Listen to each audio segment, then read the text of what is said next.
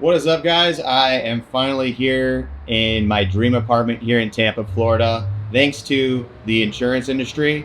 It's been a year and a half, and I finally am in a place financially where I am comfortable upgrading my lifestyle. I'm usually a pretty frugal person, so I'll usually wait way longer to make lifestyle upgrades than most people would. I probably could have done this already a year ago, but I'm someone that really likes to save their money, be smart about things, live way below my means. So I'm at a point now where getting my dream apartment here in downtown Tampa is still way below my means, which is incredible to say. I haven't been in a business before this where I was able to do something like that. Solar, I had to wait 2 months for payouts, and then an installer would not even pay me at all after waiting so long. So it's just the predictability was absolutely terrible. And now I can literally just buy leads on a weekend, on a Saturday, and then on Monday, Tuesday, make my profit, make instant ROI on my business, get paid right away, and have barely any customer service and have no product to deliver on. It's kind of hard to find an industry where you can have such a great business model other than insurance, life insurance, health insurance. So I started this video about a few months ago, right when I hit a year in life insurance. So this will be the final video in the first year in life insurance series, wrapping it up. I have been a little bit behind on making videos, a lot of life changes, moving, getting into health insurance, learning that. So I've been busy. Yeah, this video is pretty long. So there's all these different chapters in the bar here. You can scroll through and find what you like. If you want to, pick whatever part you want to watch, feel free to look around. Description is also listed there. And yeah, enjoy the video. Take care. So a couple of things I want to talk about, mostly just expectations people have about this industry that I want to clear up and just explain to people that see, all this lavish glamour about the life insurance industry. First of all, I'll tell you, it is real and it is amazing what this industry can do. But now that I've been in the industry for a year, I found that a lot of people come into the industry thinking this is just another thing they can try and that this is going to work quickly for them. But if this is something you really want to do, the way you really need to think about it is it as a career, as becoming a professional in this industry. This isn't something you can just come in and as a side hustle and do as well as you see everyone doing. You have to treat it like this is going to be your career for the next 10 years. You need to expect there to be a learning curve, like as if you're a doctor. Doctors are in school for 8 years until they can become a doctor. In this industry, you're allowed to get your license and start right away. Does that mean you're going to be good like a doctor right away? No, you can learn as you go in this industry. You can start right away. You don't have that luxury of deciding you want to be a doctor tomorrow and then learning as you go over the next 8 years. It doesn't work like that. It's just a luxury that we have. And if you can figure this industry out in a year and get really good at it in a year, then amazing, fantastic. But if you still don't get it in a year, you have to compare it to other professions. This can pay you like a doctor if you treat it like a career and expect it to take time. I personally had success right away in this industry because I had some prior sales experience doing door-to-door sales, doing sales for a marketing agency. I've done sales plenty of times before this, so I had that chance to warm up and learn all the psychology that you need to know about sales. And there's a lot of people that I spoke to over the past year that I tried to help give them this opportunity, but they didn't have any prior sales experience, and I was expecting them to be as successful as me right off the bat, but it really didn't work that way. So one thing I realized is not everyone is just going to be as successful as I was right off the bat, and I want to make that transparent to people on here that if you are a killer in sales before this and you are looking for a different vehicle to do sales in, something that's virtual, something that has leads, and something that is scalable where you own the business, this is going to be the best possible vehicle for you.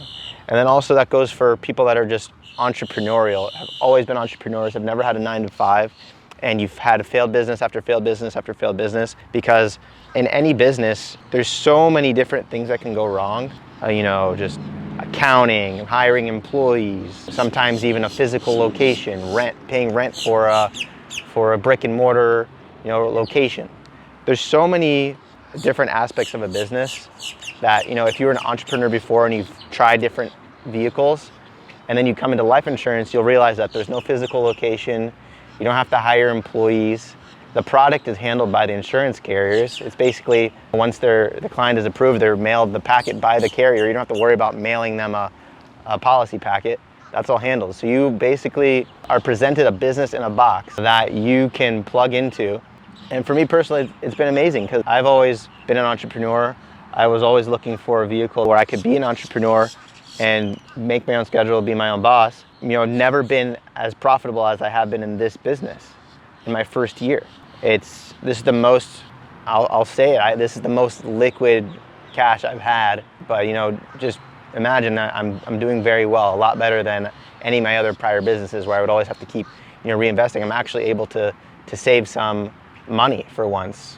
Whereas in all my other businesses, I'm always trying to figure out how to pay my bills every month and how to survive. And now it's just finally something that you have the comfort of knowing that you can pay the bills and actually live a good life. And it's been nice to finally have that and now have the ability to travel and enjoy life and not be in a rat race trying to be an entrepreneur the past few years, trying to figure it out. And by all means, having other normal businesses where you have to have all the different aspects can be very profitable, and I'm not saying those are bad things. Having your own marketing agency, ad agency, media agency, or starting a donut shop or a cupcake bakery, I don't know. Whatever you want to do, those can be very profitable. Like the guy who founded Crumble is a very successful guy. It's just, what are the odds of you successfully opening a cookie shop that's nationwide? Very small. Are you an entrepreneur, and you have the potential to be an entrepreneur, but you want to minimize the chance of you not actually making it, and you want to minimize the chance of you having to get a 9-to-5 job long term? So you want to make sure that you are in a vehicle where you can guarantee or very, very highly increase your likelihood of having success as an entrepreneur. Because if you have that in you, you don't want to have a boss, you don't want to ever have to go to a 9-to-5, you're searching for that opportunity where you will have success. In entrepreneurship, you only have to succeed once. You can fail as many times as you want, you only have to succeed once in entrepreneurship. But at the end of the day, everyone has a time limit. Everyone wants to start a family eventually or get married. And it's not that attractive to be someone that's always struggling, trying to figure out what their business is going to be and how they're going to make it. Eventually it's like, okay, I've tried 10 businesses, let's go try life insurance. And if you've had already 10 failures in the past trying different businesses, you have the grit to try life insurance, and your likelihood of succeeding in entrepreneurship and life insurance is going to be 10 times higher than any other industry where you have to make all the moving parts move yourself and then figure it out and build it from scratch, build standard operating procedures and put that infrastructure in place. So just going back to making sure that you set your expectations that this is a career. You are going to be an insurance agent. That is your title now. This isn't something that you're just gonna do on the side on top of your clothing brand. You're an insurance agent now. And if you actually treat it like that, I'm an insurance agent, I'm a professional, this is what I do, you're gonna do really well. And you'll give it a good 10-year run. See where you'll be in 10 years if you treat this with 100% serious determination. If you give it that, you absolutely 100% can have a $100 million exit in at most 10 years, even sooner. The scalability is there. So that's my talk on the past year in the industry, and what I've experienced is I wanted to just recruit everybody when I got into the industry because I thought it was the best. And it is the best for me. It's just not the best for everyone.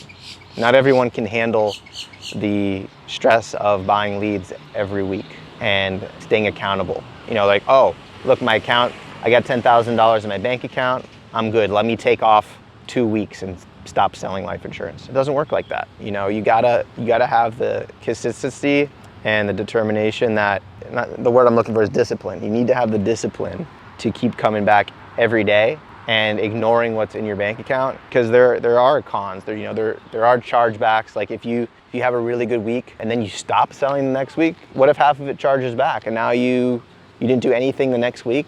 You always need to be ahead of the curve and always writing new business and going higher and higher and higher. That way when you do have a chargeback, it's not a big deal. I only really have about 10-20% of my deals charged back because I'm super careful about calling back my clients 2 or 3 times to double check everything and make sure that they're good. They're really sure about this and they really want the coverage. You know, some people, they'll only talk to a client once, one call, close them, never talk to them again. Yeah, you're just waiting for them to charge back. Some people need that reassurance that their agent has got them. Because at the end of the day, they need to make sure that their agent is someone that's going to make sure their claim gets paid out. God forbid something happens. I'm always assuring them, yeah, hey, you know, hopefully this doesn't happen. You know, if something happens to you, I'm the agent that's going to be calling the carrier for you, helping you process that claim. You know, if something happens, you don't want to be on your own trying to figure out how to call these companies and how to make sure they pay you out. You're gonna be going through one of the most difficult times in your life. God forbid if something does happen. Hopefully it doesn't. But if it does, you need to make sure that the agent that you have has a comprehensive understanding of how to deal with a situation like that. So they need to trust that you are a good fit and that they are safe. And this industry is all about peace of mind. You need to give the people the peace of mind. The life insurance policy will give people peace of mind, but you as a person will give them double the peace of mind than just the policy. Because yeah, they can call up Mutual of Omaha and do it themselves, but if they're calling you up to request life insurance and not doing it on their own, these are the people that need their hand held. They need help figuring out coverage. They're also going to need help figuring out claims when that time does come. But the beauty of this business is that, you know, unless you're filing claims, it's very hands-off. It's a very passive industry. You know, calling a client 1 or 2 times and then maybe checking on them once a year to maybe see if there's any better rates is incredible. What industry where, you know, a marketing agency, you have to talk to your client every week. You have to make sure they have all their content or their ads are all running, making sure they're happy, not putting out fires every week. Oh, my ads aren't performing as well. You got to choose your battles, you know. Nothing's going to be easy, any industry, but you got to think about, like, even e-commerce. You hear, oh, I had $1 million month in revenue. Do you know what the ROI is in e-commerce? It's usually like, if you're amazing, it's 30%. So if you did $1 million revenue on a product, a private label product, you know, you got your CMOS, you put your private brand label on there, and you made $1 million in sales in a month, that's just $300K. I mean, that's $300K is a lot still, but our ROI in this business, you put $1,000 into leads a week, you can make 10 to 15 grand in sales off of $1,000 lead spend. That's 10 to 15x ROI. Where else are you gonna find a 10 to 15x ROI? Tell me another industry where you can find that. Cause I'll wait. Maybe solar, maybe real estate. But any other brick and mortar business, solar has its own problems. I came from solar. It gets better every year. You know, the processes are getting better. Install times are getting quicker. So I've noticed the solar industry is getting better since I left it. I'm not gonna ignore that. You know, install times going down 3-4 days, that's great. Still, you have to think about your total addressable market on who you can sell. Like, you are a solar professional. If that's what you label yourself as, a full-time solar professional, and you come across anyone you talk to on a daily basis, can you sell them solar? Can you help them with solar? Most of the time, no. Unless you have to knock doors to find your leads. It's not like, oh, hello, you know, stranger on the street. Here, let me get you some solar panels. No, they gotta be a homeowner, and, you know, it has to be a single family house. You know, like, your total addressable market is tiny, especially there's only certain states that can do solar that have what's called net metering. So if you're not familiar with solar, that means you have to be able to send the solar power back to the power company, and they act as the battery. They hold all the power you generate during the day, and then they send it back to you.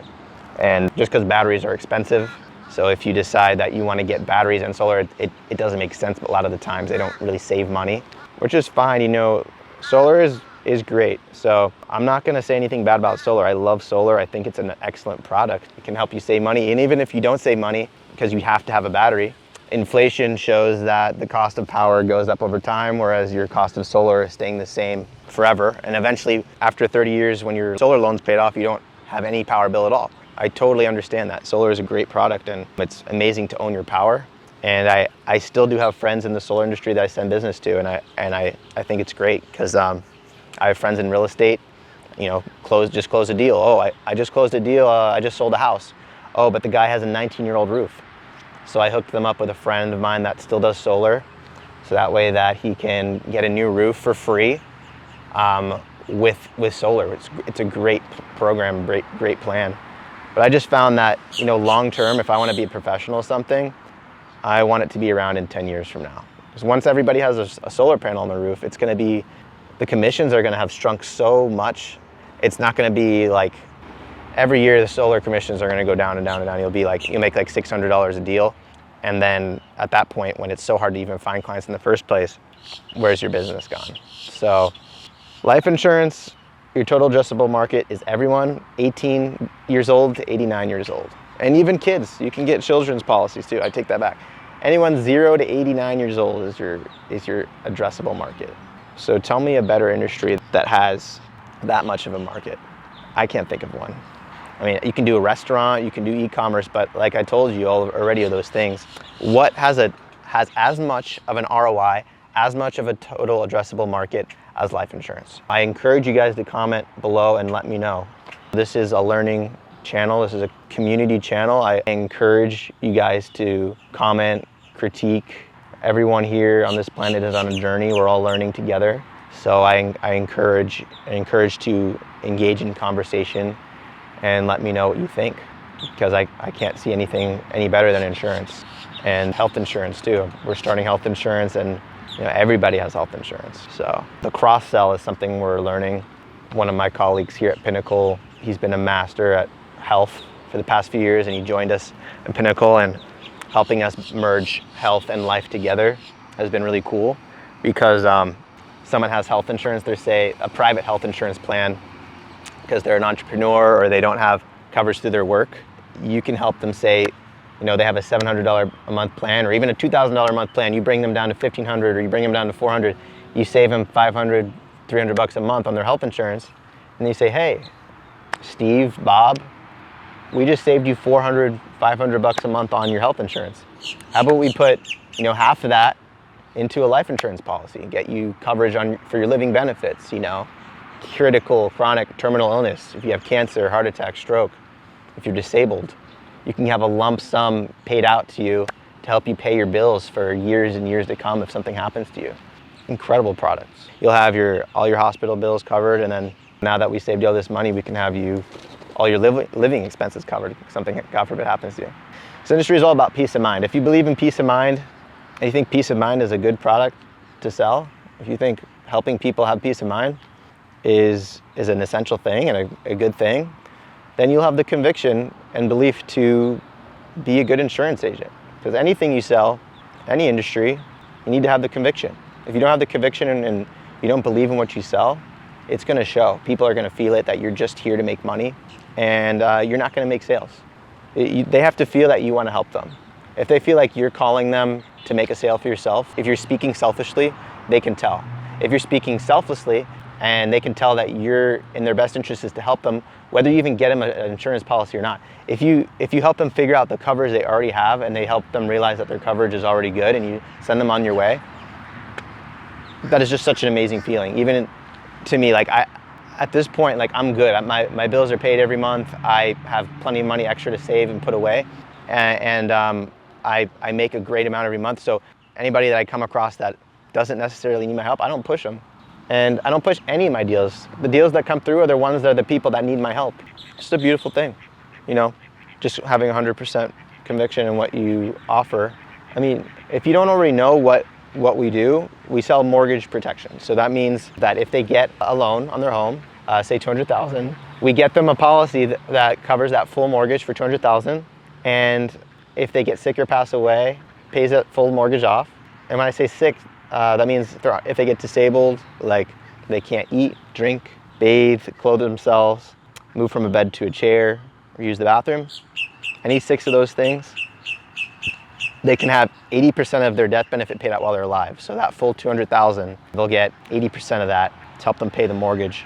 That can help people a lot. So, and then not only does it have the living benefits, what we use for mortgage protection is called an IULE, so an Index Universal Life Express. And that means that it has a cash value component to it. So after 20 years, if the stock market performs normally and we don't have World War III, we don't have, a negative stock market for the next 20 years, pretty good chance they're gonna get all that money that they put in back plus interest. So if they don't, hopefully they don't get sick, hopefully they don't pass away, they can just get their money back as like a savings account, retirement account, and just get the money back.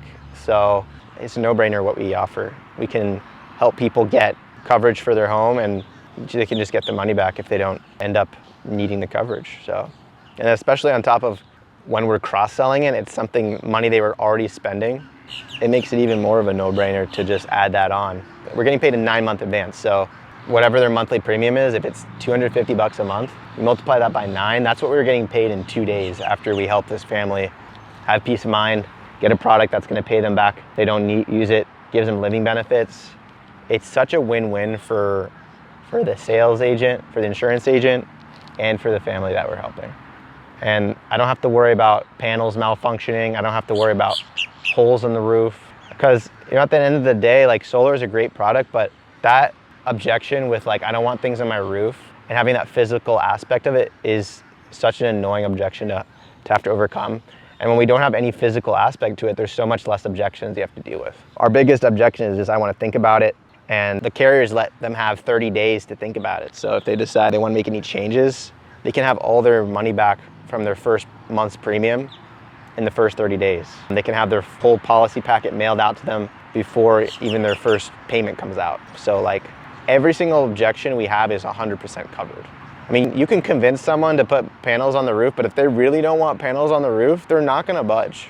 If they're so set on how their roof looks, good luck getting over that objection. You can't make the panels invisible. I need to talk a little bit more about real estate. So real estate is an amazing industry, but you have to think about just the volume that real estate agents do. Like a typical agent in their first year, 1 to 2 homes if they're lucky. Whereas as an insurance agent, we're getting 5 to 7 deals a week. Like, just the dopamine release you get from getting a sale at least once a day versus, getting 1 or 2 a year. It's amazing. Think about if you've been to sales before, what a good feeling it is to get a sale. If you're in really high ticket sales, you don't get them as often, like in real estate or solar. Some people, average I think would be like 3 to 7 deals a month.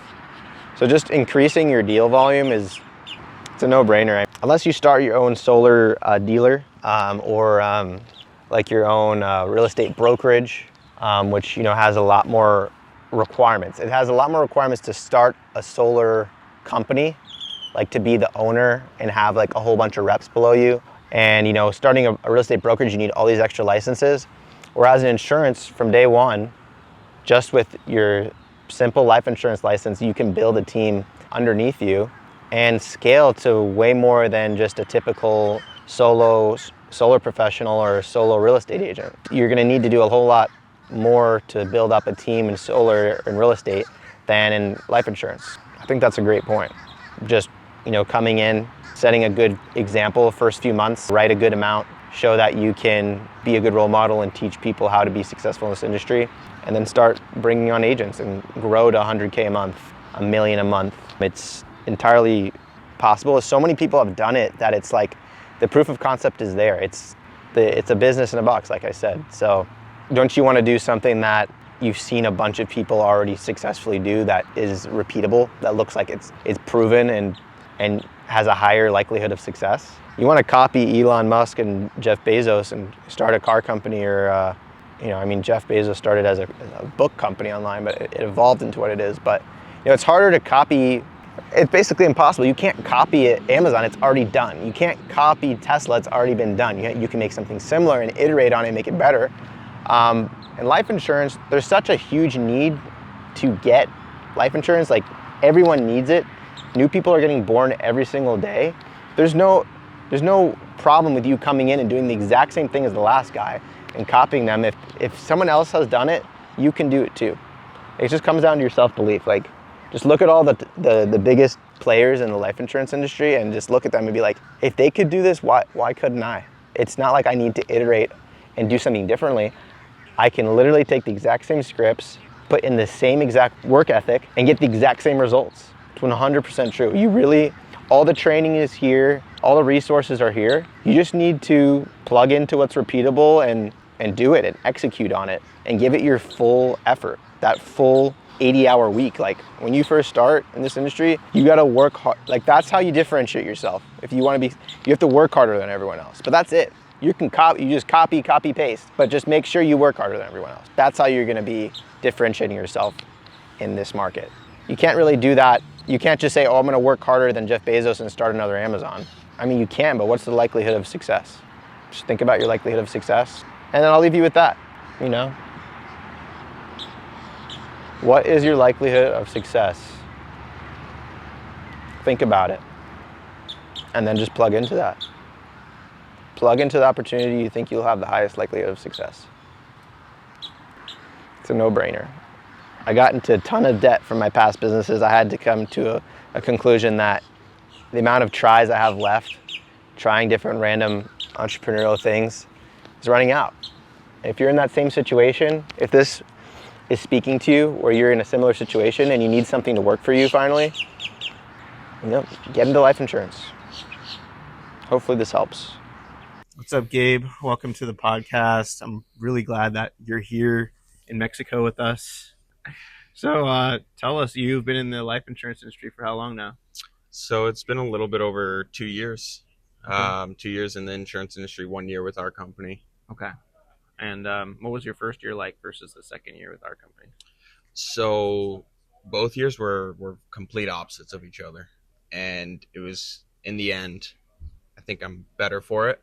But my first year in the industry was really, really tough. I went from having a sales career before this, where I was making pretty decent money, to during that transition, just not really following a blueprint, not really understanding what exactly I was getting myself into. Mm-hmm. And ultimately, it was a big failure my first year. And like I said, it was a total opposite my second year. So I'm super grateful for that. Obviously, it allows us to do stuff like this, do a podcast here in Mexico. Yeah.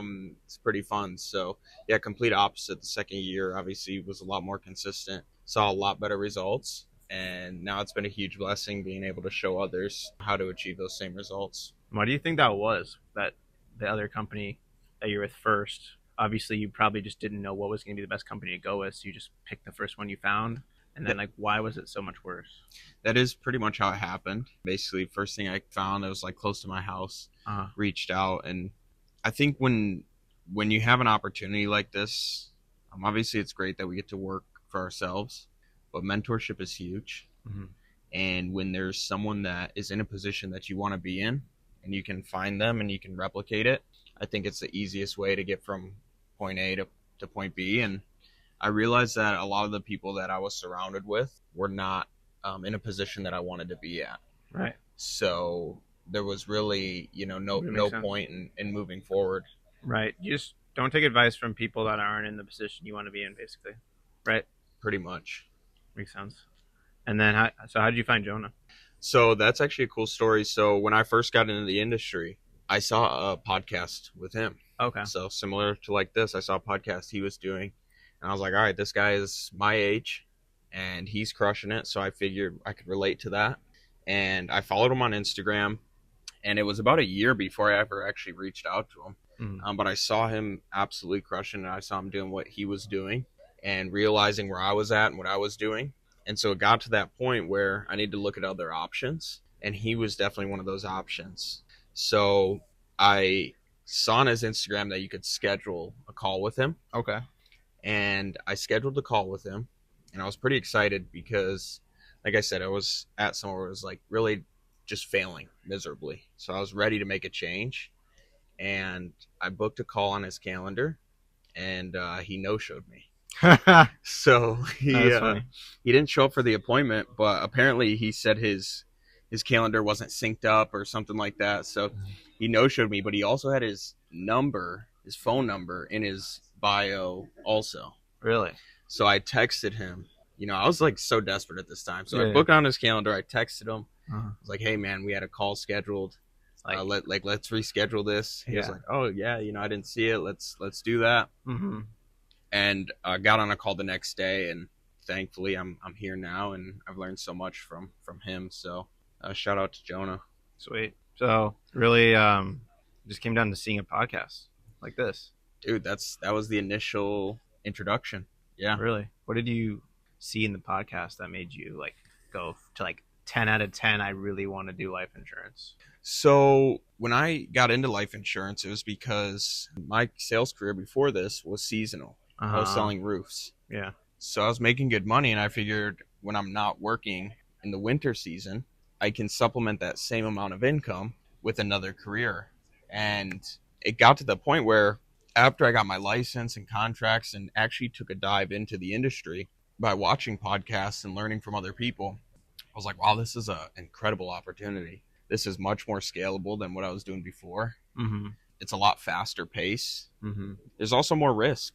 But for me, I figured the more risk, the more reward. And Totally. at this age and this time of my life, I was looking for a challenge, and I was looking for something that would push me to be better and force me to grow. Mm-hmm. And obviously seeing so much upside from all of that. I see that a lot. A lot of people that some of the biggest in the industry, most of them started off thinking it was going to be a part-time thing because they just wanted to dip their feet in. And then once they saw how amazing it is, they're like, whatever else I'm doing, I'm dropping that. This is it. You go full time. Dude, I was so like wrong about everything at the beginning. I Right. thought I was just going to do it for 3 months out of the year.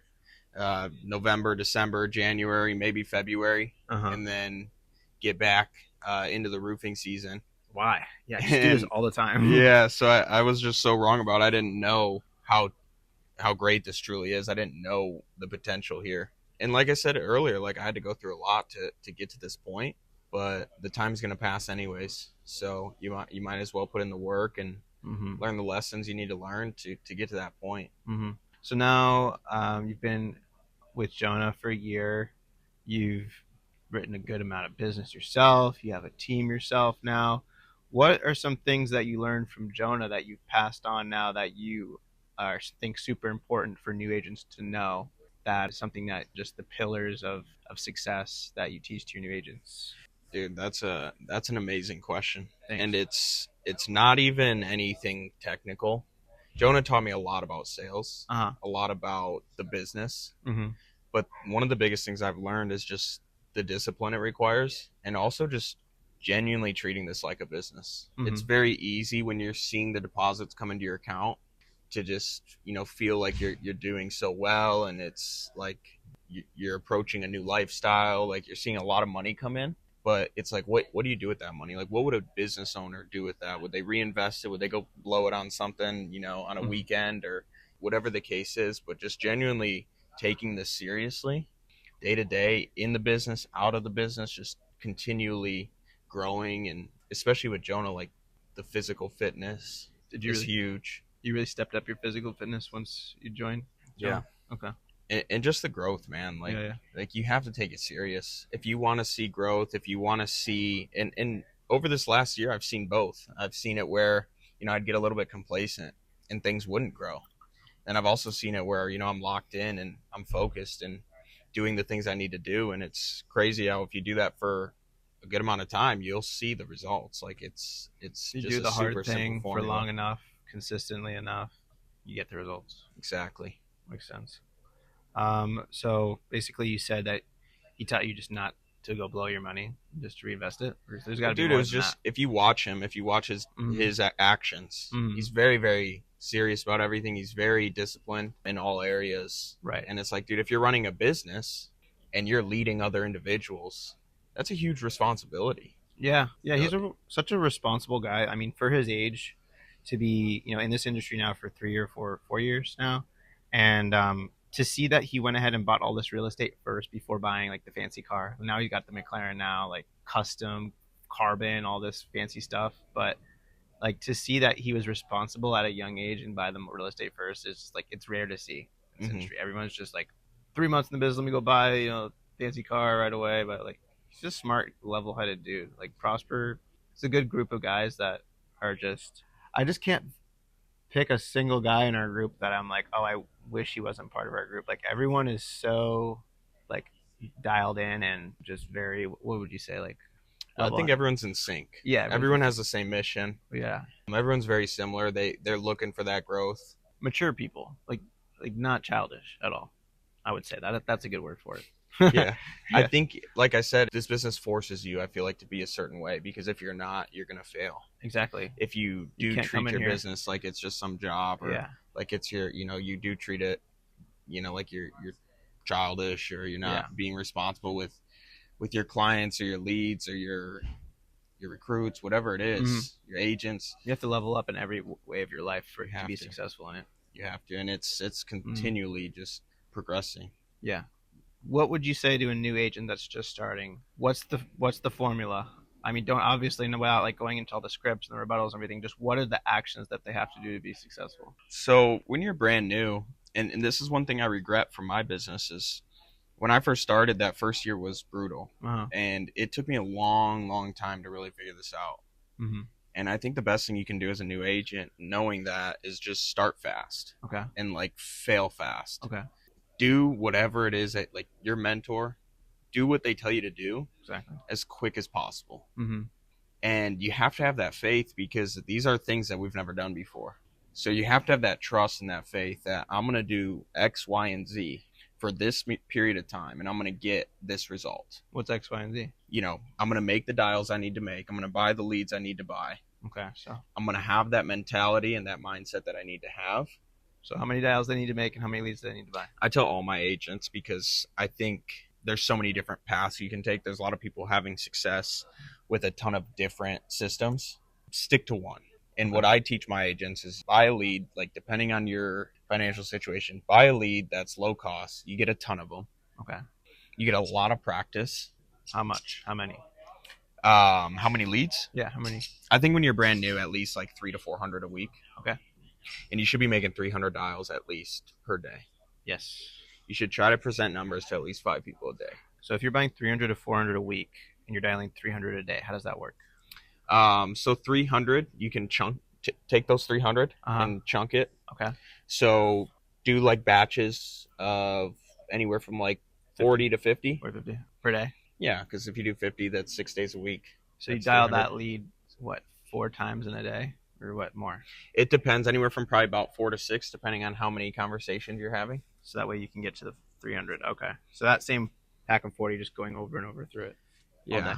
And the thing is, dude, is you just need the activity. You need the experience. You need to learn. The thing is, you want to learn this as quick as possible. So we always say get to your first 100 presentations as soon as possible, right? Somebody could do that in a month. Yeah. When I first got started, it probably took me like 5 or 6 months to get my first 100 presentations. Why was that? Were you lazy? Were you not good? It was a mix of everything. Yeah. And just, I didn't have a system. Okay. There wasn't something that I was like, supposed to do. It was kind of me just trying a bunch of things out and not giving them that length of time to truly see if they would work out. Right. So I was buying every vendor possible, a bunch of leads, bunch of different types of leads, too many different scripts, changing variables all the time, bro. Yeah, if you change your variables too much, you're not even sure what's the problem. Exactly. So that's why I tell all my guys, like, let's say you're a brand new agent, no experience, not much money, because there's probably a lot of people that are going to be listening to this that are in that position. Exactly. Not everyone's going to have 6 months to experiment with this, like you did, because you probably had. I had some money coming in, yeah. But I also lost a lot of that money. What, from roofing, right? Yeah. So if you're a brand new agent, no money, no sales experience, it's you're putting in Pressure's the activity. You gotta make it work quick. Exactly. Right. So the more dials, the quicker you're gonna figure it out. The more presentations, the quicker you're gonna figure it out. You're not gonna have time to be lazy. If you don't have money, the only thing you have is time. You're right. Exactly. You either have more time than you have money, or more time. Did I say that right? You have more time than you have money, or more money than you have time. Exactly. Yep. Yeah, so I don't get it sometimes when new agents come in and they're not hitting those dial goals. Right. When I was a brand new agent, it pretty much looked exactly like that. Yeah. And when I say brand new, I mean brand new here. When I had a system that was, Jonah told me exactly what to do. I did it, and it was about 3 months straight, just in the office from like 7:30 to 8, 9 o'clock some nights. It was 300 dials every day. A lot of times I was first one there, last one to leave. It was trying to run as many presentations as possible. And after that 3 months, bro, within those 3 months, I saw so much progress. After Totally. that 3 months, I just saw a huge breakthrough. Yeah. It was like night and day. Exactly. It was like I was pumping out, big months at that point. I was seeing more money come into my account. Yep. Like genuinely the reason I got into this business is like kind of what I started to see after those 3 months. Like I see all these people who are having success, who are making this money. And for a while I was like, is this even real? Like I have not seen any of this. I know, right? But then I got around people that were doing it. Oh, true. And now it was like, okay, wow, yeah, this is real. I knew, like, that's why I didn't quit. Like, I knew this was possible. Yeah, I can see that. Like maybe your particular group you started with wasn't the best, but you knew the industry was right. So you just had to get around the right people. Yeah. It was always pretty much that mindset. Interesting. What was your first entrepreneur experience and how did it go? So my first entrepreneur experience, Yes. besides like lemonade stands and stuff, Uh-huh. it was when I was like 20 years old, 21 years old. That's Okay. 20. This was the first time I ever was able to make money for myself. Okay. So it was a huge like mental breakthrough because for the longest time I was always looking for jobs, trying to find someone to hire me. When I figured out I could hire myself, a lot of the things changed. So I was 20 years old. I was working at a mattress store. I took Really? all my tip money, which was about $600 over the course of maybe 3 or 4 months, $600 in tips. Uh-huh. And I went with my cousin, and we would go into thrift stores. We would go into pawn shops, and we would flip a ton of items on eBay. That's so funny. And I did do that too at one point. you did that, yeah. Dude, it was fun, bro. Yeah. It was fun. I would do it like, I would make money too. Mm-hmm. Some days you'd make more money. You'd find cool items, and Yeah. it was always a good time. And like I said, it was the first time I ever started making money for myself. Exactly. You're like, I can make this myself. I don't need a boss. Like The crazy thing too is after that, I never went back. Like I never went back to having a boss. an employer. Yeah. You just So learned since how to then- manage your own bills and know when it's time to kick up the, step on the gas. When bills are tight. Just like Yeah. an entrepreneurial lifestyle. It's like you're not relying on a paycheck. Exactly, bro. Right. And that was huge for me because for the longest time it was not like that. Right. Now, a lot of entrepreneurs, they do have the problem where it is like that. It's like, oh, let me step on the gas. Oh, my bills are low. My bank account's low. Let me step on the gas again. How do you get out of that loop and start, building wealth? That's a great question, bro. I think it comes in stages. Right. For me, for my first year in business, a lot of the money that I made would go back into my business. Right. And I would see a lot of money come in and it looked good, Mm. felt good, but a lot of it would go out too. Yeah. And you're just continually learning and reinventing yourself. I think the worst thing you can do is step off the gas. You get some momentum and then you step off the gas, you get content. And I've done that so many times. Right. It happens to everyone. And I think the reason that is dangerous is it just kills all your momentum. It does. Like at your peaks when you're performing your best, you lay off the gas. It's the last time. That's the last time you should be taking off the gas when you're doing so well. Yeah. Just keep it up as long as you can. And I think that's like when you step on the gas even harder. That's what you should do. Not take off of it. Especially in this business where it's very easy to show up one day at work, have a Yeah. good day, make decent amount of money. Yep. And maybe you're good for the week. Maybe you paid your rent that day. Like maybe like you got a few deposits. And I think for me personally too, like the reason I struggled with that part in the beginning was for the longest time I didn't have a lot of money. So when I finally got money, it was like, oh, like now I can breathe a little bit, you Yeah. know? And it felt good, Mm-hmm. but it was definitely not where I wanted to be. Mm-hmm. But just like that pain of just not having money to now you have money. Mm-hmm. You think all your problems are solved. You're like, oh, I can just like relax a little bit. Are they? Well, then if you start relaxing a little bit, Right, you know, then you the got problems bills, come you back. still got bills to pay, you got things to do, and then it's like, okay, now we got to get back to work, and it's a cycle. And Right. someone told me this one time. It's actually something I learned. There's a difference between a season and a cycle. Okay. seasons bring change and cycles repeat themselves. And so I think as an entrepreneur, you got to ask yourself, are you in a season or are you in a cycle? I like that. You should always be in that season of changing and continually growing and reinventing yourself. Or are you in a cycle? Are you repeating bad habits? Are you doing the exact same thing you did last year? Have you made this mistake before and you're about to make it again? Someone told me that, and I've thought about that a lot for the last few months. That hits home. I like that. It's a good distinction. Cool. Is there anything else we should go over? Dude, should we tell them a little bit about Mexico? Sure. What do you want to talk about? Just like, I think, how we end up here? Yeah, how did we end up here? Well, you tell them. This is a little special trip that Jonah planned for all the managers. So everyone that has a good amount of agents, like their own team, we're all out here. It's kind of like a mastermind. Like I've learned so much being around all the other managers, learning how to, teach. Like I've been a great agent from day one, but I've had trouble transferring that skill set, and being around all the other managers has been so valuable just to get up to their level, because they have great teams writing at a high level. You, Gabe, Mikey's gave me some great tips.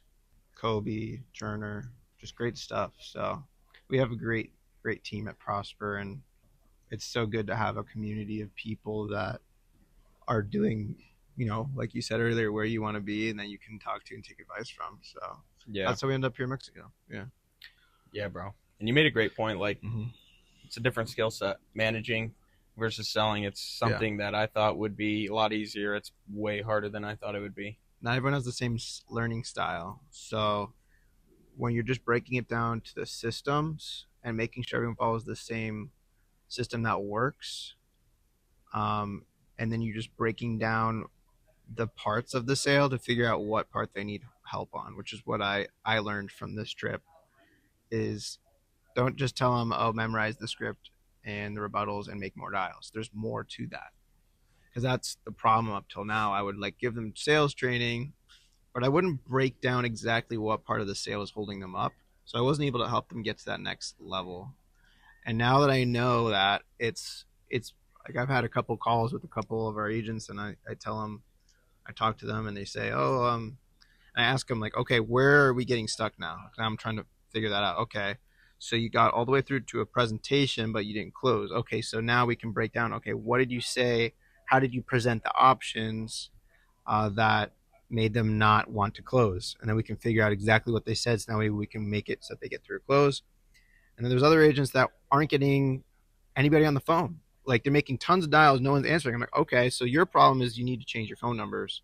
Your phone's probably marked as spam. That's their problem. Phone numbers or your leads. Maybe you're dialing the same leads. Maybe that too. A million times.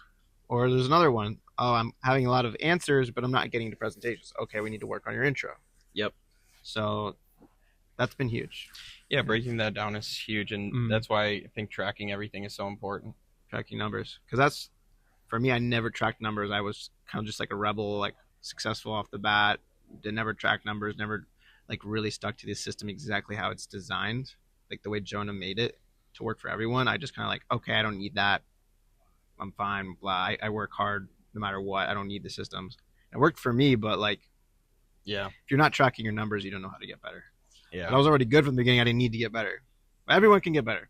That's just cocky of me to say. Yeah. And I'm gonna start tracking my numbers now. That way, I can kind of see how that works and try to improve even better. Because anybody can improve more when you track numbers. Yeah, I think, dude, the big thing about this trip is if you are gonna build a business, like I said, just take it seriously. Do the things you need to be better as a leader, as an individual, right? And hopefully, you guys are on the next trip here, Mexico, or wherever it is. Just get in those circles and get around people that are doing better than you. It's such a blessing to be here, but it also all the guys here. You never know who's watching this. They might be on the next trip with us, which is kind of cool. All right. Well, it was a good podcast. Have you done a podcast in Mexico? I haven't been to Mexico until now, so no. I got the first one. I got the first Mexico podcast. So how Let's do go. we find you on Instagram? Gabe Anderson with no O. No, okay. Where would the O be at the The end? Yeah, So just and Gabe, Anderson. Andersn. Correct. All right, bet. Let's go. Let me know if you need anything. All right, bet. Appreciate you, bro. Appreciate you. All right, Turner, we're here in Mexico, and we're going to go over our top 5 mistakes that most new agents make. I know you prepared your 5. I have my 5. Mm-hmm. We don't really know what 5 we came up with yet, so I guess you can start with your 5, and Sure. then I can do mine, and then we can kind of go over it Yeah, together. sure. So I'll kind of start with the first one that I noticed. Yeah. One of the biggest things I see new agents do wrong when they first come into this industry is they come in and immediately try to just make their own script for whatever reason. Yeah. That's one thing I've never really understood or really had any sort of empathy for, because I don't really understand why, when you haven't made any sort of sales in an industry or sold at a high level, why you would immediately go and find a new script or find a new one online or ask ChatGPT to make you one, or Right. make certain kind of changes before even really trying out the first one, is really one of the worst things that I see people do. It's a huge detriment to their success. I feel that. You see the same thing a lot? Yeah, that's one of mine. Yeah, For lots sure. of agents do that. Mhm. Another big thing is simply just lead time. Okay. A lot of new agents, I find, come in and try to jump different lead types too soon before they really get through that learning curve of the current one they're trying. Obviously, I mean, I'm sure you experienced the same thing going through this. When you first started with mortgage mailers, there was a bit of a learning curve versus when you transition into doing some digital leads or some IUL. I know you've tried a lot. Yeah. Smaller learning curve where it's another week or 2 weeks of you getting your balls kicked in a bit and just kind of getting humbled until you figure out really how to work those lead types at a high level and be profitable with them. So really what I found that most of the best new agents do that come into this industry is strictly just saying the same lead type for 3-4 months when they first come in, starting with some mailers or something like that, until they're writing business at a high level consistently. And at that point, once they're obviously extremely profitable, it doesn't hurt to go try newer digital leads, understanding that if you don't get through that learning curve as easy as you expect and fall on your face a bit, and maybe spend $1,000, $2,000 and don't get an ROI on that, it's fine, because obviously you have more money saved up, and that was kind of expected as it is to kind of try any sort of new lead type. Okay. A lot of new agents overlook that. That's good. Very true. Another really, really big one I see is simply agents just overcomplicating the little things. There's a lot of moving parts in this business, so I find it's really easy for people to just try to overcomplicate everything. Little things that I see that people overcomplicate a lot specifically, little things like dialing from your phone versus a dialer, texting from your phone versus a dialer, worrying about making sure all the area codes that you're calling that specific client are in their same city. Right. I've been in virtual sales for a long time. Most of that stuff doesn't really matter, especially when we're in an industry where there's a state license where you can just send it to them. Okay. They can look you up, see that you're licensed with the state, and people really just kind of overstress little things like that when it's as simple as just calling the leads and just getting the reps in every single day. Fair. That's a good one too. Good Next stuff, thing so I see is simply just asking too many people questions. So this is an industry where a lot of different things work for a lot of different people. Something that might work for you might not work for me. Something that might work for me, vice versa. Right. So it's important that when you first start out, that you don't have one question that you're asking to 5 different top producers. Right. Because you're going to find that you might get some contradicting information and you might get totally different answers from all 5 people. And then what are you realistically even going to do with that information? Right. It's harder to apply. It's too much info, and you're kind of just running in 5 different directions. I find it's really best to just come in after your mentor, copy and paste exactly what they're doing until you're writing at a high pace. When you're writing 20, 25,000, 30,000 a month, at that point, you could start getting other opinions. You could start picking other of the top producers' brains. Right. But before then, I truly just think it's detrimental. Right. Very good. I like that one. Last thing is simply just a lack of confidence and conviction. So obviously sales is a transfer of energy. Like anyone that's been in sales longer than 2 or 3 years understands that. And a lot of people come into this industry that just don't really have full confidence in what we sell or don't fully believe in it. or simply just don't feel like they know what they're talking about. So naturally, they're going to sound unsure, unconfident, like they lack a bit of conviction. And homeowners can feel that. Clients can feel that. They're going to be sitting there and they can feel that energy of you not being totally sure of what you're talking about. Naturally, their walls are going to go up. There's going to be some sort of pushback, more objections, versus if you come in, even when you don't know what you're talking about quite as much, just being so overly calm, cool, collected, confident, and really truly convicted in what you have to sell, their walls will be so low that it's just such an easy conversation, and they'll really just kind of see that you're on their side and not see you as a salesperson, which is one of the most important things in this industry. Is simply to just have them believe that you have their best interests at heart, because most sales industries aren't the same way. Totally. What 5 did you have? Was that 5? That was 5. Okay. So, yeah, I think we only had like one of them that was the same. So that's great. That's surprising. I thought we were going to have like the same 5. So that's cool. Same. All right. So my first one is coming in and not dialing from 8 to 8. So someone will come in and just, roll out of bed at 12 p.m. and, dial till, oh, it's 5 p.m. now I can stop working. Like, oh, no. I mean, you want to be dialing at least from, like, when you first start, 300 dials a day, 8 a.m. to 8 p.m., and don't stray from that. You have to self-develop when you get into this industry. You have to do things that you probably never had to do if you've never been a self-employed before, or if you have been and you're used to being more relaxed and having a lazier schedule. And this is going to require a lot more out of you, and you have to do things that you never probably had to do before. Yeah, definitely. So that's one thing, is just at least doing that in your first 3 months, is just getting up 5 a.m., getting that workout in, eating healthy, getting into your desk by 7:30, getting yourself ready to dial right at 8. Yeah. And that's going to get you the best results. And if you don't do that, that's some of the biggest mistakes that new agents make. The next thing is not buying enough leads. So, there's agents that'll just try to skimp out on the leads, but really in the beginning, when they first start, that's when they really need to spend the most. Facts. When your ROI is the lowest, Yeah. and you have the least skill. And then I wouldn't recommend reducing your lead spend later on when you get better. It's just you're going to end up making more long term, unless you want to keep making the same amount as when you first started. Yeah, decrease your lead spend when you get good, but you want to either keep it at the same or increase it. That way you can get even more. You want to grow, not stay the same. So yeah, not buying enough leads. So yeah, definitely start off, buying at least 1,000 a week if you can afford it. I mean, if you do, I usually tell people, if you can't afford 1,000 a week starting off, I think you should save up for it. That way you can give it its best shot. Yeah, agreed.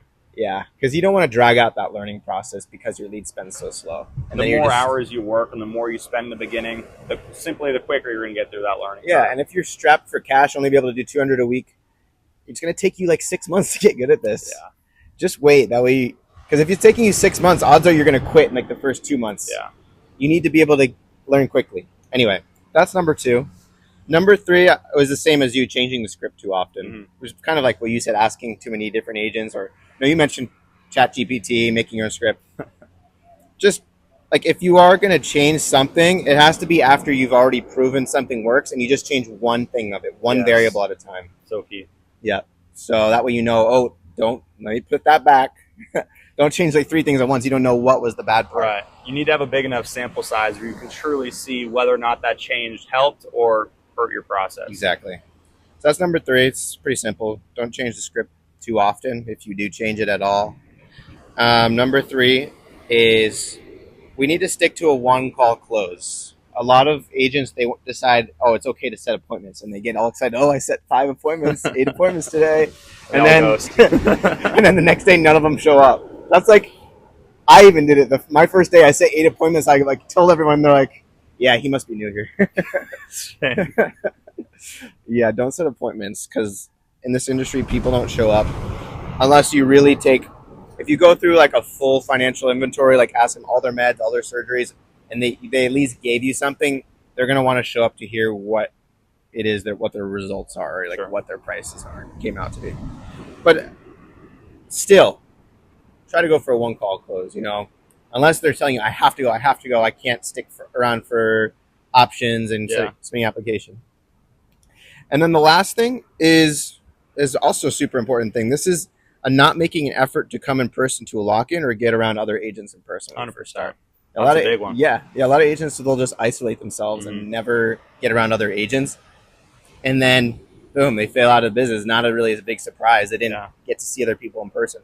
Of course, we have our Discord. You can come in and listen to people unmuted. Sure. And, but you don't get to see the failure. Like people on Discord will mute when they're getting through the rejection, and they'll only unmute when they're on a good call. Yeah. But if you're in person, you can see everything. True. And you get that self-belief that like, oh, okay, he's failing too. I can go through this too. That's a huge part of lock-ins. That, but also the wins. When you're having that tough day, when you're getting your balls kicked in, and it feels like there's no sales on the spreadsheet at all. Yeah. When you go see 3 new agents go hit the gong and everyone's cheering after they get a first sale. Like, oh wow, those 3 new agents exactly hit the gong. And gives you that belief, gives you that conviction, but more importantly, just gets you around the fire. Yeah. And around other people that are doing better than you and writing at a higher level, which is obviously only going to increase your production. Absolutely. Any other closing thoughts? I think that was pretty good. Yeah, solid. All right. Awesome. Thanks, Bo. Of course. Tell us how can we find you on Instagram and any of that? I'm on Instagram. The @ is TRNER. We're obviously part of the same company in Prosper Financial. I'm the owner of Synergy. Yep. And then the SZENT on Instagram. Obviously also part of Prosper. Our agency is called Solutions Insurance Group. Feel free to hit any of us up and see if this is a good fit for you.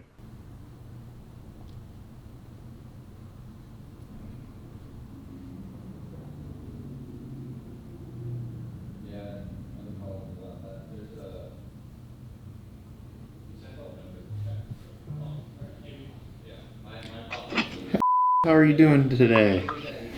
I'm fine. How you doing? I'm doing very well. Thank you so much for asking.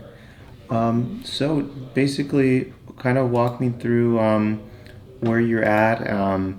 Like kind of fill me into what was on your mind when you submitted the request. I guess correct me if I'm wrong. I'm assuming you just wanted to make sure that the home was taken care of. God forbid anything did happen to you, like you became sick, disabled. Okay. And and then do you have? It looks like your beneficiary here you put down was. You said your daughter? Yes. Okay. Gotcha. Okay. I have 2 children and Okay, let me write that down. And okay. Got it. Okay. And since I'm looking here, it looks like you are 68, is that correct? yes. Okay. That's generally when majority of my clients, usually look in and end up taking out some sort of coverage like this. So since you're aware, just obviously the older you get, the more expensive it gets as well. So we're going to try and get you the best rates that you can find now at 68. So basically how it works is I work through all 50 of the A-rated carriers that are available to you here in the state of Kentucky, since I'm a broker. So we do all the shopping around for you.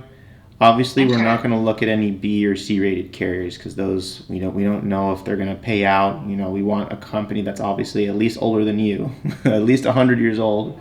You don't want to have any insurance carrier that's younger than you, right?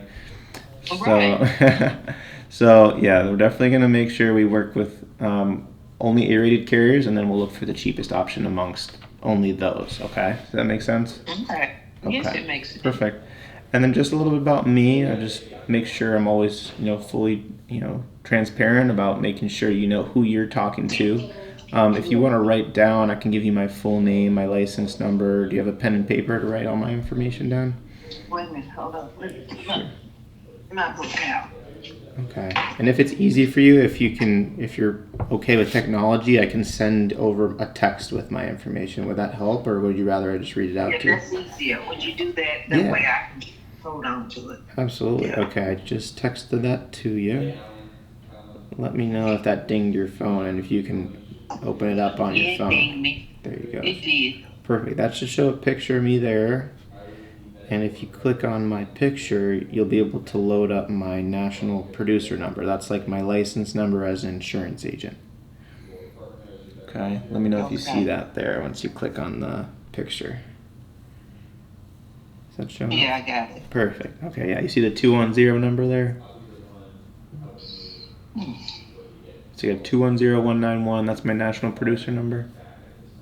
Being registered license broken senior fit Yep. 2101917 Yes, ma'am. Yep. So that's my license number as an insurance agent. So we had to go through an extensive background check, fingerprints, as well as take a test in order to get approved and verified for that, and shows we're in good standings with the state government and all the insurance carriers. Okay. Does that make sense? Okay. All right. That Perfect. makes sense. Okay. Great. Yeah. And then this call will be recorded for quality and training purposes. Are you okay with that? Do you agree? It's fine. All right. Perfect. 1 second while I start that. This call will be recorded. Perfect. Okay. And before I go into the medical questions, because we're going to be asking about 1 to 2 minutes of health questions to figure out which of those carriers will be best fit for you. Before I go into those questions, are we just looking for coverage for you, or do you have a significant other or spouse that you're looking for as well? No, Just my you. spouse is dead. Oh I'm a no. widow. I'm so sorry to hear that. How long ago was that? How have you been handling that? Been about, oh God, maybe 10 years Oh, ago. 10 years. Okay, so you've had a good amount of time since then. Okay. Hmm. You have your family nearby though to keep you company.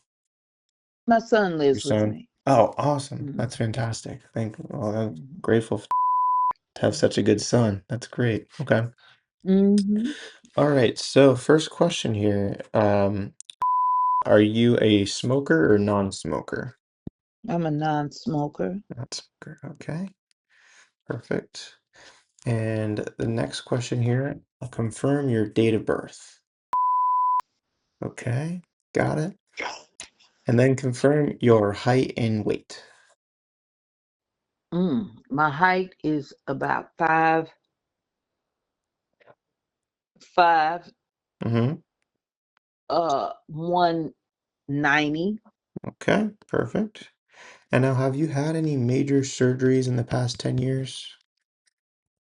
I had a spinal surgery.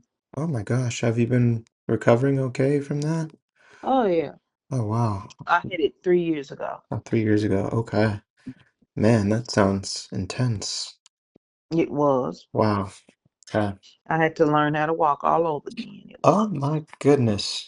And are you walking all good again? No walker? Oh yeah. Oh, I'm doing great now. Oh, amazing. I'm That's amazing. I exercise. I do all of that. I'm Wow. doing good. There's some good Hmm. doctors then. Oh yeah. I have pain.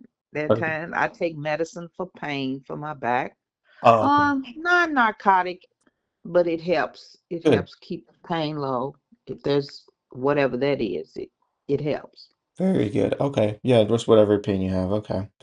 Yeah, so that's the next question here is your medications. What would be all the medications that you're currently taking? Do you have them memorized or can you grab the bottles or do you have a list? Why do you need all my information about what medicines I take? Oh, of What is course. that? Oh, of course, because basically the insurance carrier is going to check, your medical record, and that's how they're going to see if they're going to approve you or not. And the reason I ask you your medications is so that way I don't have to apply it manually to all 50 carriers. If you tell me what medications you're taking, I'll know exactly what carrier will take you, and we don't have to go one by one through them guessing, what your health is, and you know, because I'm an underwriter, I already know by heart which carriers will take you based off of what medications you're taking. So that's why it's in your best interest to be honest with me with your health.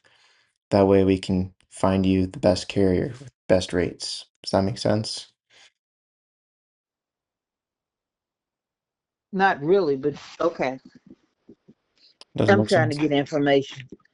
This is Excellent. confidential Yes, of out course, there. everything you say here is confidential. Hmm. And I gave you all my license information. If you'd like, we can go to the state website. You can check and go to Kentucky's Department of Insurance website and we can look up my license number together and then let's do that first, okay? No, honey, all this, I'm fine. Okay. I'm just wondering why an insurance company needs to know what type of medicine that I take. Gotcha. Well, yeah, it's a type of life insurance, so it's based off of your likelihood of, how, your lifespan, and, how your health is. It's all based off of that. Have you ever applied for life insurance before? Or do you have life insurance? Sure, I do. Yeah, okay. So that's what they went through When for I you when I last time, when no? I got my life insurance, they didn't ask me what medicines I took. Really? That's all I'm saying. That's How long ago did you get your life insurance? well, I worked for 33 years, and when I applied for my health insurance, they didn't ask me, and then the had life insurance that I was able to take into my retirement. Okay. They never asked me. Yeah, so that's a little bit different. That was just a work policy. So you've never had private life insurance before? No. Ah, okay. Yeah, usually, I mean, until only 10 years ago, you used to have to do a full medical exam. You would have to have a nurse come out, take blood, urine, Oh God, that's everything. ridiculous. Nowadays, they just check your medical record. They don't have to have a nurse come out. It's all only based off your medications you take. It's a much simpler process now. Yeah. Okay. All right. So yeah, whatever Oh, you're ready, whatever medication you have we're there ready. first. I'm ready. Rather Okay. not, we're ready. I'm ready. Okay. Go ahead. What will be the first one that you take? Uh, mm, let me see. First one I take is And how do you spell that? Oh, okay. Yep. Um, and that one is that. yes. Okay. One second. I'll let you know when I'm ready for the next one because I have to type them in uh one by one here. And how long have you been taking that? Do you remember when they first filled it? Was it like 5 years, 10 years? Any idea? Interesting. Any idea how long you've been taking Uh, it for? I've been taking this medicine probably for about maybe 2 or 3 years. Oh, okay. 2 to 3 years. All right. Got it. Client. And then is that gotcha. Okay. Okay. Gotcha. All right. And you can go ahead with the next one. Okay. Next one. All right. And then the next one. That's it. That's it. Okay. Just for pain. Okay. Now, when you first saw the ad online, what was, is there something recently that happened in your life, maybe anyone passing away that made you realize that it's important to get this now, or what was the reason you decided it was be important to get it now? Is there anything particular that Well, I've you, been wanting to do this. Mhm. I've been wanting to do this ever since I bought this house 23 years ago. Oh, okay. And I should have did it then, and I didn't. And I Mm, worked and I worked and I still didn't do it. And mm, then I don't know. I seen your advertisement. It seemed like it was legit because you just never know what you're gonna get when you do things totally. from online. Mm-hmm. And I don't know, it just felt like you guys were legit, Mm-hmm. and I Okay, so you're just were looking for, I guess, over 20 years, looking for, someone that would be a good, someone that would be trustworthy, that would yes, do a good that's job. important to consumers. Yes, Absolutely. Yeah. and I'm So, old, and I come from that old school thought, good thing. you Yeah, know. good thing you did your due diligence. Absolutely. Because, And I don't have I'm on a fixed income now, and yes. I can't be paying no $300 or $400 a month. I just don't have that kind of money to give. So No, yeah. if it's that expensive, then I'm No. poop out of luck. So yeah, so the good news is, since we're a brokerage and we have all 50 carriers, we do have a lot of them which are state regulated programs. So they're meant for people on a fixed income. Mm-hmm. And yeah, we'll definitely be able to find something within your budget. And yeah, if once we do find something that's affordable for you, if we can get you approved, I'll be your agent for life. So God forbid anything ever happens to you, I'm the one that's going to be, helping your daughter, your son, make sure Okay. that they get paid out, make sure the claims process goes through smoothly. So it's always, very important to have a good agent that you know is going to do a good job with that as well. That's right. Thank you Mhm. so much. You're very welcome, of course. Mhm. So for the mortgage balance, it says that your mortgage balance was you put less than 250,000. So what would be the approximate current mortgage balance? It's it's probably around $90,000 now. Okay, 90,000. Okay. And was that a 15, 20, or 30-year mortgage? It was a 30-year mortgage. 30-year. But you said you took it out 20 years ago. So what do you have? How much time would you say you have left on it now? Mm, I don't know. I mean, I paid them $1,098 a month. 1,098 a month. And Mhm. you never refinanced in the 30 Yeah, I refinanced once. once? Okay. That would Yeah. Okay, and do you remember when that was that you refinanced? No, I don't No remember idea. when that was. I don't. Okay, that's fine. Just trying to get a ballpark of how much time's left on the mortgage until it's paid off. You don't have an Yeah. idea? No guesses? Any guesses? Let me see. Okay. Because every time I look at because my mortgage is with Penny Mac.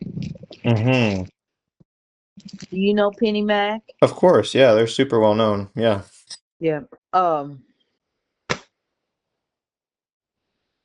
On their statement that they send me once monthly, Mm-hmm. it doesn't say Oh my gosh. That's crazy. principal, interest, escrow, taxes, insurance fees, suspense. It's the one thing they should put on there. No, my unpaid principal balance, I'm sorry, is Oh. 88,000. Oh, there you go. Okay, so it is on there. Okay. 88,754.45. Perfect. Okay, so you got the exact number, but it doesn't say how much time's left on it, huh? I don't. I guess not.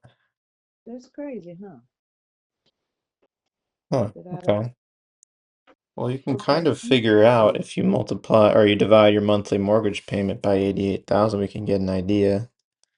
Do you know how What do much you of that think? one, do you know how much of that 1,098 is for taxes and insurance? Yeah, I've got as of my escrow account is for $520.54. Oh, okay, that's what would make it much longer then. Yeah, we have to take out the taxes and insurance because that won't count towards the balance every month. So, how much does it say is going towards the mortgage every month? Does it say? Escrow fees, suspense.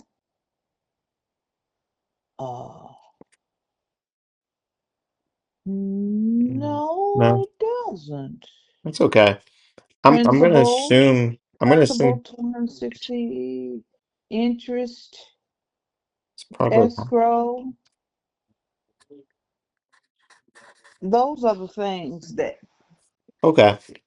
Well, it's not too Mm-hmm. important as far as the mortgage protection goes, just trying to help you understand a little better what you have. That way, you know. But Mm-hmm. yeah, we can say somewhere between 7 to 15 years. Should be somewhere in between there. And then Okay. the next part here, if you were to turn around and sell the house tomorrow, do you have any idea how much it would be able to sell for? Have you got Probably it so. It appraised? probably sell for around 200,000, a little give or 200,000. take. Okay, Mm-hmm. that's good. At All least right. that's what they said. Great. Okay, so looks like you have about 120,000 in Cause I equity. did, yeah, cause I've done some. We've done some work on the Oh, house. fantastic. Okay. So you have a good amount of equity in there then, about 120,000 of equity. Okay.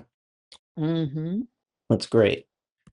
So that means if something happens to you and your son or daughter want to sell the home, they can get 120,000 of equity out of the home. Does that make sense? Yeah. hmm Okay. So now just a little bit about how the mortgage protection plans work. The first thing is called the living benefits. Are you familiar with how the living benefits work on a mortgage protection program? No, I No? don't. Okay. So that just means that any critical, chronic, terminal illness, God forbid, happen to you, you'd be covered on the living side as well. So it's not just coverage only for your son or your daughter if something happens to you. It's also coverage for you as well while you're alive. Okay. Mm-hmm. Mhm. And then also, if you're unable to perform any two of the six daily living tasks, it would cover you as well. So that would be like eating, drinking, bathing, clothing yourself, using the Mm. bathroom, yep, moving from a bed to a chair. So those are the six, the daily Mm. living tasks. So if you're unable to perform any two of those, then you qualify for it paying out while you're alive as well. Does that make sense? Mm.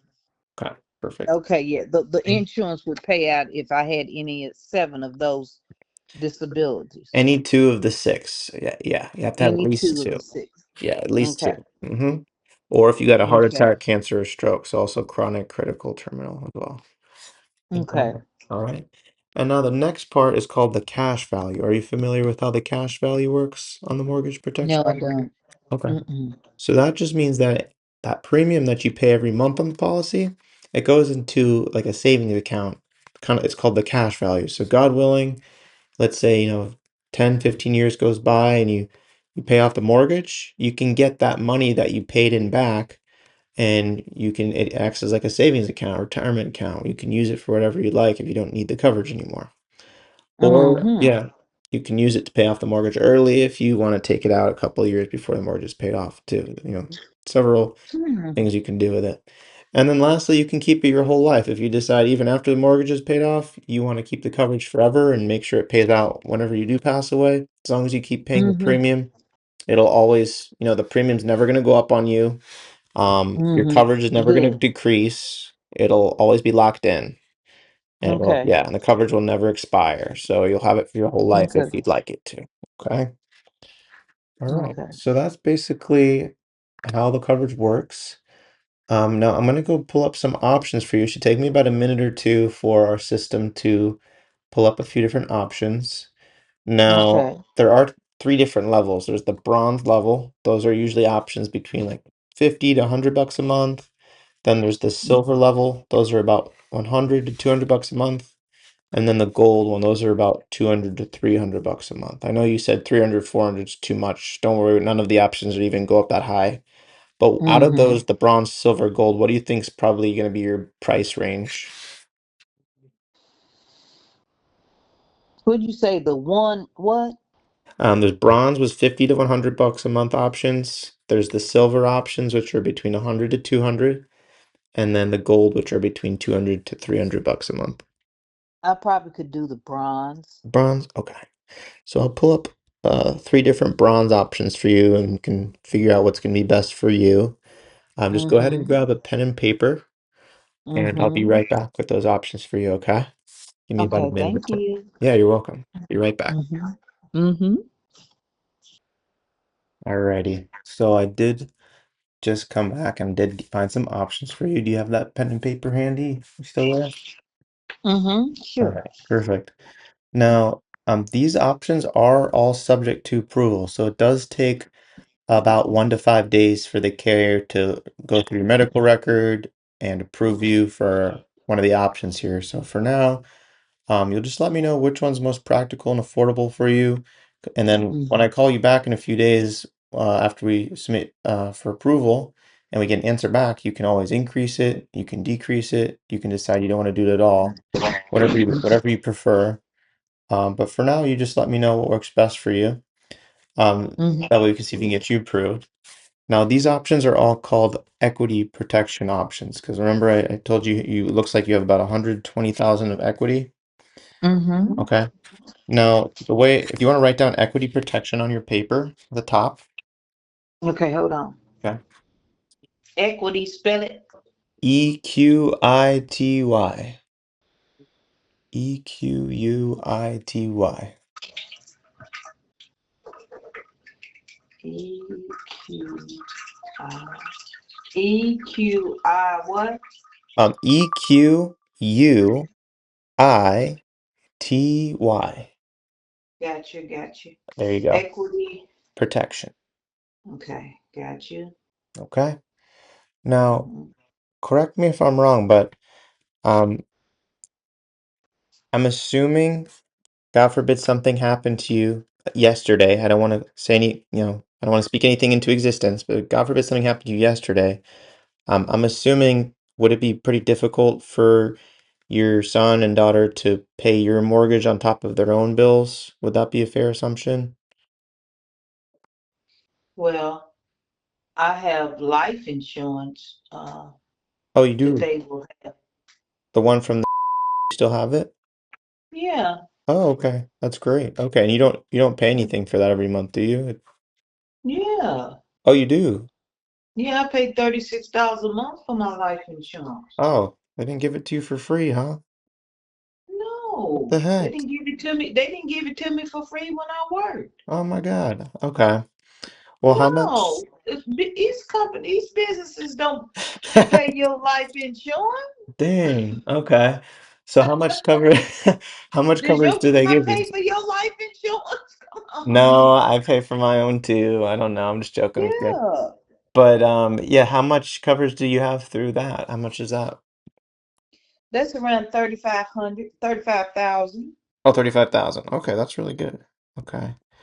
36 a month. Wow. Is that a whole life policy that'll never expire? Or is that a term? That's a whole life. Whole life. That's a really good policy then. Yeah. Hmm. Okay. Awesome. Now, I mean, looking at what you already have, I mean, it seems like you probably wouldn't even need this if you already have that coverage. But what would, is there possibly another reason you were looking into getting additional coverage on top of that? Well, I mean, obviously, I haven't done my due diligence in investigating what all my options are. Uh, No worries. if I'm looking at 7 or 8 years of my mortgage will be paid off, I think I can live that long. Oh, of course. But Yeah. I'm pretty sure it's going to be longer than 7 years. I wasn't taking into account the taxes and insurance on that 1,098 every month. So it's probably half of that that's actually going towards the balance. You probably have more like 14 years left in the mortgage, I would assume. Well, I need to Hmm. get this insurance then. I Gotcha. mean, So you just want I'm to make looking at my sure. life. I'm 68, Hmm. so in 10 years I'll be 78. Add Hmm. another 10 years to that, I'll be 88, Well, you know. many people live to 88. You should be able to. I mean, how? I should. Yeah, you should. Um, Hmm. but just in case, I know you just want to make sure if the inevitable happens that you have plenty of coverage. Is that correct? Yeah, I want to make sure that my children are not left to pay my mortgage. I Right, mean, to pay out the house. I want to have an insurance, just like I have a loan at the bank right. and at my bank, and I have insurance on that loan that if anything Hmm. happened to me, that it would be paid off. Right, of It course. goes it goes into my monthly payment Absolutely. Now, is if it that happens. that life insurance that you currently have? I'm assuming part of that would be for like burial, all those Yeah, kinds of things as well. Okay, so yeah, that doesn't probably. leave you. Yeah, Yeah. it doesn't leave you So with much. I would Hmm. only they probably would only leave the kids about $25,000, Right, right. and Definitely. yeah. Yeah, okay. That makes sense. Then yeah. So basically I'll explain to you how an equity protection plan would work. Do Hmm. you know what they would do with the home if something happened to you? Would they keep it? Would they want to just sell it, take the equity from it? I don't know. No, never We talked haven't to them really about had that? we haven't talked on that level yet about what Hmm. they intend to do with my house Of course, not most people. when Most I people don't. die and it'll be paid off. Mm-hmm. But my daughter is very business minded. Both of my children are extremely Ah, business okay. minded. That's good. And uh my daughter has a thing. She's the oldest. My daughter has a thing about selling property. Mm. As a black person, she thinks Mm-hmm. that black people need to hold on to their properties Mm. and all Yeah, that good stuff. So I agree with that. Mm-hmm. I'm sure they would do. Mm-hmm. Okay, so you I'm think sure she'd want to they'll keep come it? up with something. Yeah, she'll probably want to keep it because she lives in another city. She lives in Oh, okay. so She was in the big city. yeah, and then my son, he is a and he might want to keep it. Okay, gotcha. So I get a kind of have a good understanding now. So I'll kind of explain to you how an equity protection plan might work for you guys. It might not. It might not be something you need, but you can just let me know. So basically, the way it works is, I'm not sure if you were, but if you're aware, but at your age, if we wanted to cover that full mortgage, it could be close to another mortgage payment. So don't worry, that's not what most people do. So what most people do is they'll do this thing called the equity protection. And what that does is it gives your son and your daughter time to mourn, grief, recover, figure out the financial situation when that day does come. That way they don't have to rush, to sell the home if they can't afford it, most importantly. If they can afford it, great. But if they can't, this plan comes in to save the day and it helps pay the mortgage for a certain period of time while they're figuring out their finances, how they're going to be able to afford it and move expenses around. So it'll give them, yeah, so it'll give them anywhere from 18 months to 9 months of mortgage payments, to figure out what they need to do. It doesn't cover the full mortgage, but it's usually more than enough time to figure out, what they're going to do. That way they don't have to come out right out of pocket right away when something happens. They can mourn and grieve. So with that being said, Roberta, do you feel like having some type of equity protection plan in place would be better than nothing if we find something that's affordable within that price range for you? This is complicated. Is okay, so let me make it more simple. It's going to be Would a you? plan. It'll be a plan that'll cover the mortgage payments anywhere from 18 months to 9 months if something happens to you. Do you feel like that would be What do you beneficial? mean if something happens to me? Hold on. I want a plan that if I were to die, this house would be paid off. Are you saying that's what you want? That's what I want. Right, That's absolutely. all I want. And my job here is just to find something that's not, just what you want, but also affordable for you and somewhere in between. Because if you want to cover the full mortgage, we can. It would be close to another mortgage payment. And I doubt that's, you don't want another $1,000 payment, right? Who's we? I mean, this you guys won't pay it off. Whatever balance is left on my mortgage, you won't pay that I off. mean, absolutely, we can. I mean, that would be a $90,000 policy. And, at 69, or sorry, at 68 years old, it would probably be close to $1,000 a month for something like that. But what we would look at For here, me, yeah, yeah, something around, I mean, I can give you the exact number. I mean, 80,000 in coverage. Let's see, it would be, okay, that was an exaggeration. 1,000 is a lot, but it'd be 332 bucks a month. And that's what you said you didn't want. You don't want something for 300 or 400 bucks a month. I don't want Right. anything Right. that So high. what I found three options for you between 50 and 100 bucks a month, and that would cover the mortgage payments from anywhere from 18 months to 9 months. Okay. Okay. So the first option I found here for you, this was 18 months.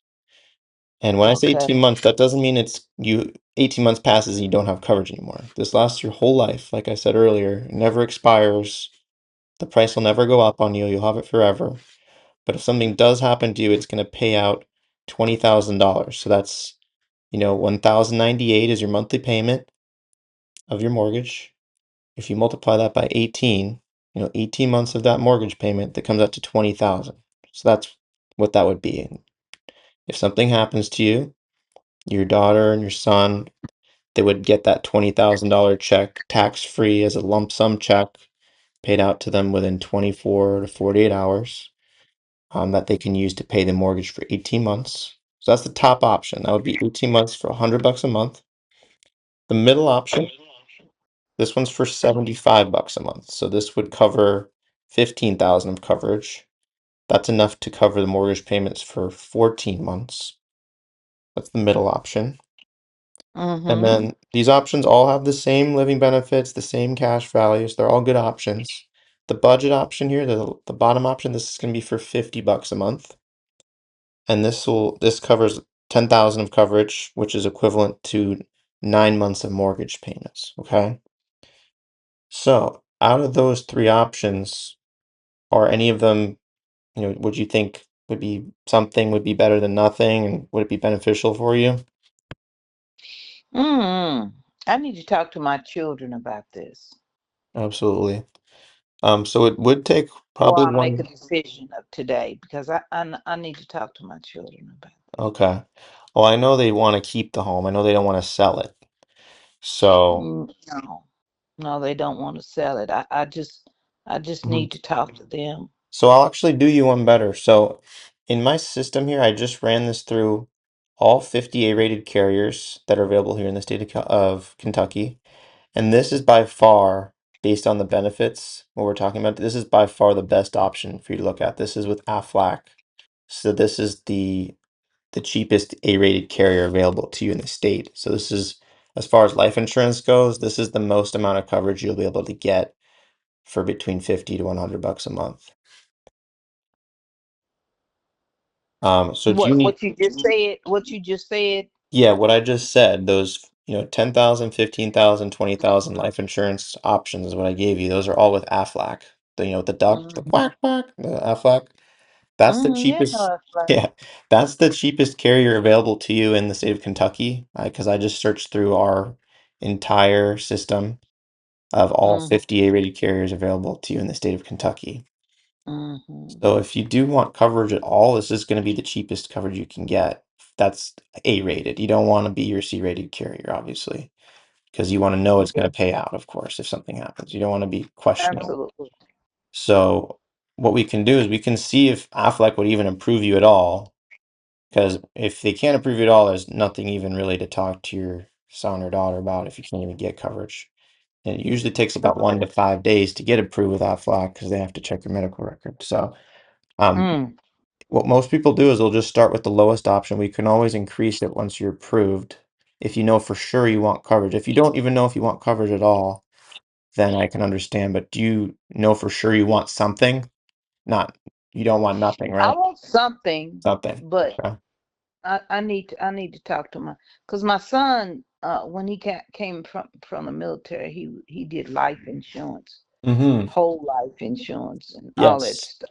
And That's exactly what this so is. This would be the whole life coverage option from Aflac because they're the cheapest option for you. okay, so I need to Mhm. talk to him and Okay. then Yeah. let's wait 4 or 5 days to see if I'm approved Okay. and we'll go from there. Can we go from there? Yeah. If Do you want if me we if we to see if can. we can get you approved for the lowest option, or did one of those other options sound better for you? Between a 50 and 100 is good for me. It's what I know Hmm. I can afford. Yeah, I that's why I gave So you those three options. But out of those three, the 50, 75, or 100, which one do you think you're leaning more towards? probably 50. One would I lean more towards? I probably want the so you had 10,000, Mm-hmm. 15,000, and what was the other one? 20. 20. Mm-hmm. I might lean towards the 20,000. 20,000. Okay. So what we'll do is they'll submit the application, Hmm. and uh, what we'll do is we'll see if we can get you approved. I'll give you a call back in a couple days. Um, Okay. there are a couple things here on the application. I don't know if you have a couple more minutes to submit it still. Do you have to run, or do you have a couple minutes to submit it? Submit what? So they have to submit and check your medical record. They also have to put a bank on file. If you do get approved, most people start on the first of the month. That still gives you time to just talk to your son. to see if you even want it at all. But they do need to see that you have a valid account, and then also they need to check your medical record. And for that, they use your social. So we'll go through and submit the application. And then when I call you back in a couple days, we'll know if we get approved, okay? Mm. So the first part here is going to be your beneficiaries. Do you want to put both your son and your daughter, or do you want to just put your son, or how? My son and my daughter. Son and your daughter? Okay. So what would be your son's full name? And then what would be his date of birth? Okay. And then a phone number to put on file in case of emergency, Mm. so I can reach him if something happens to you. Hold on. I gotta find it. Mm-hmm. And him first. His number is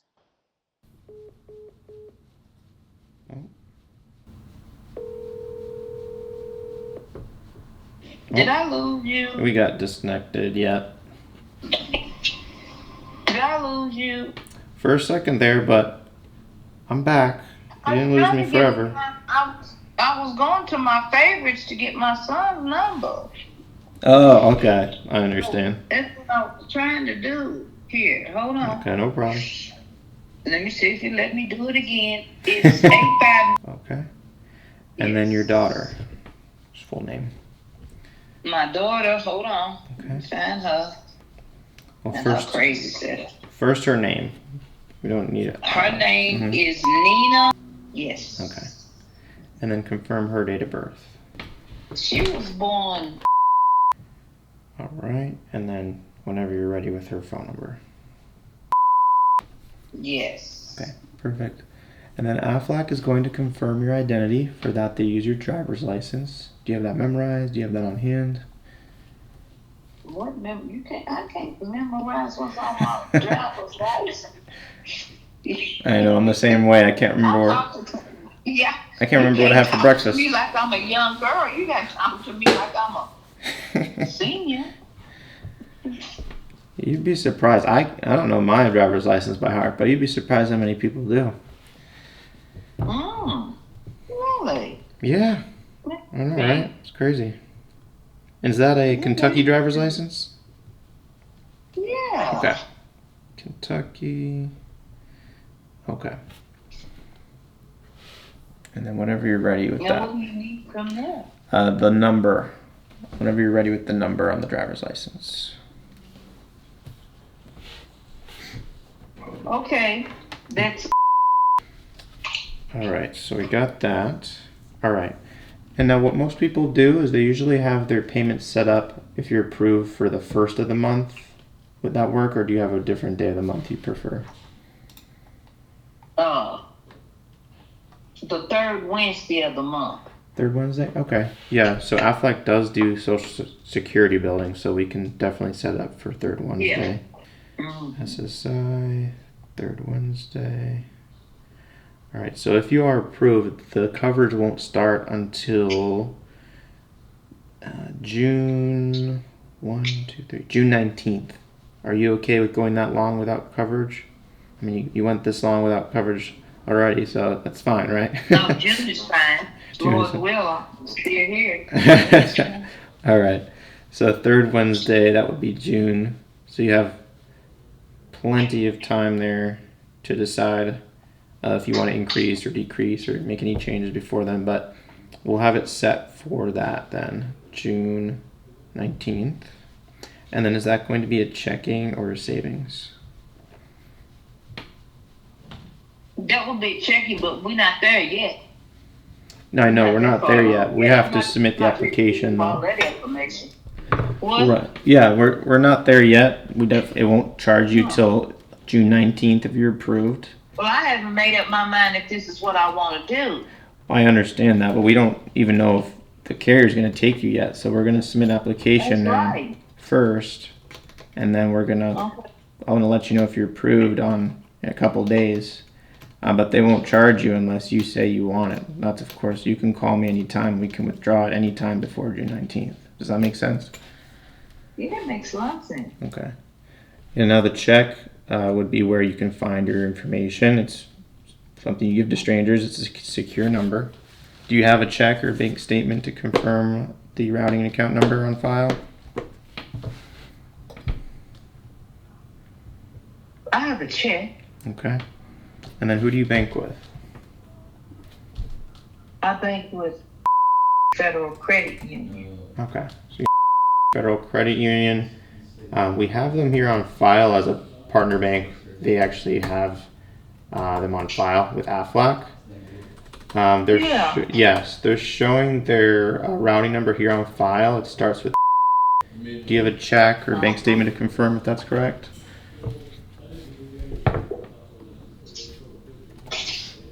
Hold on. Mm-hmm. Yeah. Oh, my back's hurt.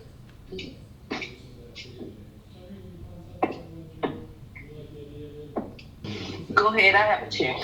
Okay, so that's. Is that correct? Yes. Okay, perfect. And then go ahead with the account number. 2, is that correct? Yes. Okay, perfect. And then Aflac is going to check the Medical Information Bureau for your medical report. For that, they use your social. So go ahead with your social. 2, okay. So I have. Is that correct? Yes. Okay, perfect. And then were you born in Kentucky or a different state? I was born in Kentucky. Okay. Okay, perfect. All right. And then if you are approved, we're going to send you over. Not only you're going to get a packet in the mail in 7 to 10 business days, but you'll also get an email right away after this call with all the information. What email would you want that information emailed to? Okay. All right. So in a couple minutes here, I'm just going to be filling this out on my end. In a couple minutes, Aflac's going to send you a text message with a 6-digit code. And then you'll read that out to me, and then it'll be all submitted. And just give me a couple minutes, I'll let you know when that's coming through to your text, okay? Okay. All right, give me a couple minutes, I'll be right back. In the meantime, just what you can do is you can save my number in your phone, just so you don't forget. Do you know how to do that? No. No? If you don't know how to do that, you can just write my name and number down on your paper. That way you never lose it. Okay, I'll do that. Sure. That's easier for me. I like writing the numbers, people's numbers. Totally, yeah. Just hang it on the fridge or, keep it somewhere safe. But, Now, in my book, I have a book that I put everything. That works. And real quick, before I do that, if you're approved, what would be the address you'd want that policy packet mailed out to? My home address. 4 Lane. Lane. Okay, got it. Perfect. All right, and are you ready to write down my name and number? Yes. Okay, perfect. So I don't know if you still have the link from earlier. We want to copy it down from there, or I can read it out to you. Go ahead. Okay, so my first name is Benjamin.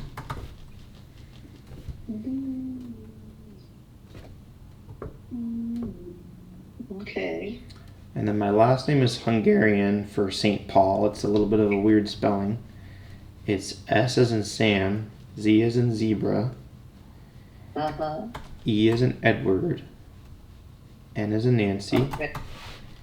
T as in Tom, Okay. P as in Pam, A as in, P is in pan. yeah, P as in pan or pineapple or and then A as in apple, L as in Lucy, yeah, and then lastly Y as in yellow. Now, how do you say your name? Yeah, so my name is just pronounced with the Z silent, so it's Szentpaly. Oh, it's Scent Polly. Exactly, Okay, yeah. Polly. Yeah, you got it perfect. Okay, Yeah. Scent Polly. There you go. Got you, baby. Wow, you said it perfectly. Good job. Okay. Okay. Is it Polly? Szentpaly, there you go. And then my phone number. Make sure you write down my phone number as well. Okay. And that's going to be 772. Perfect. And then lastly, this is very, very important. It's the most important thing of all. I'm going to give you a security code to write down just because there's a lot of AI, you know, now. There's robots, you know, all these different companies. Yeah, they're trying to get information. So, you know, if anyone ever calls you, they say, hey, my name is Benjamin Szentpaly, or they say, oh, I'm Benjamin Szentpaly's manager, or whatever they want to come up with. If they don't have the security code, you hang up on them, give me a call right away to my direct number, and let me know, and I'll make sure I take care of it, make sure they're reported. But yeah, if I ever call you, I will tell you this number. You never tell anyone the number yourself, okay? Okay, I won't. Okay, so the security code is okay. Okay. Perfect. Got you. Excellent. All right. Mm-hmm. Now, For today? I'm sorry? I said, are we done for today? Not yet. I'm almost done with the typing everything in here into the application. They're going to send you that 6-digit code here in a minute or two. Remember what I told you earlier? Yep. So they're going to do that here. Almost done typing everything in. Making sure I get everything typed in correctly. All of that. Address, do you want to put his address on file, or do you want to just put your own? It's up to you. His address is my address. Is that same address? Oh yeah, you said he lived with you. Perfect. Okay. So, okay, and then your daughter, do you know her address? No, I don't. Don't? Not off top. No, I don't. Okay. No worries. I can always update it later. They also do have kind of like a directory here of different addresses. It auto-populates here. If I told you what couple that are here on the screen, would you recognize her address if I told you what's on the screen here? Yeah, go ahead. Okay. Let's try it. Okay, they're showing here, is that right? Yeah. Yeah, okay, perfect. There we go. Yeah, she lives on. Perfect, there we go. Y'all know too much about people. I know, right? It's scary, right? Yeah, I don't like all that. I know, right? I guess because I'm just a private person, but I I know. don't know. Nothing's We safe didn't do anymore. it in my generation. Right? That's just too much out there these days. Yeah, absolutely. That's why people at our age, we kind of moan and groan and grumble a little bit. Because some of this stuff y'all children ain't supposed to know. Don't know too much. It don't make no sense. I know. But We gotta do that's the something way of the about world. Well, my children, my two kids keep telling me that it's just the weather. I mean, my son's and my daughter is and she always tells me that, Mama, you know, don't let it upset me because everybody has access to everything. Mm-hmm. Well, in my day, you just didn't know stuff like that about people unless they told you. Right. You could actually keep things private back then, huh? Yeah. Yeah. But now, you know, everybody knows everything about you, and I don't like all that. Right. And it is what it is. I understand. You said he's I guess. I don't know. I don't ask. You don't ask. He works for Really? So he helps with all the... Yes, that's what he does. Very cool. All right, so Aflac just sent that code through to you. It should be a 6-digit code. Did that come through for you? Yes, it did. Okay, and you can read that out to me. 3 5 8 551 358 551. Perfect. Got it. All right, and I'm submitting that now. All right, so should be about, it's submitted now. I should be in, probably 2 to 3 days, maybe tomorrow. Sometimes it's I know it's already Thursday. If we get a result by tomorrow, I can let you know tomorrow. Otherwise, Monday or Tuesday. Okay. And then if you do get approved, should be a 10 to 12 page packet that they'll mail to you. Takes about 7 to 10 snail mail days to get to you. But yeah, I'm going to send you an email right away with your policy information that you can see right away. That way you can show it to them as well. And then you can always call me if you have any questions before I call you back. If you have a question an hour from now, 5 minutes from now, you can call me anytime. I'm available free 24/7. You can call me 3 in the morning if you'd like. But Tuesday, Wednesday, whenever. Sunday, I'm with the family. But of course, call me anytime if you have emergencies. Okay. All right. Okay, Benji. All right. Well, do you have any other questions for me before we go today? We are all set. No, I don't have any questions Okay. right now. Well, if you want to write down also on your paper just a recap of what we got you here. It's an Aflac policy we submitted for, and that's for $20,000. And it's actually a little bit less than $100 a month. It's a $98 a month. If you're approved, it'll be $98. And that would start on the third Wednesday of June. That would start on the 19th if you're approved with them. Mm-hmm. You had all that written down? And that is good for 18 months of mortgage payments. If you want to write that down too. Okay. Okay.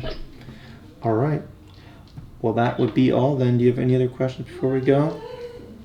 No, I don't. All right. I'm good. Perfect. Let's talk to my children. Yeah, sounds good. All And right, then. give them my number if they need to call me as well. I'm happy to talk to them. But I'll give you a call tomorrow or on Monday, okay? You take care.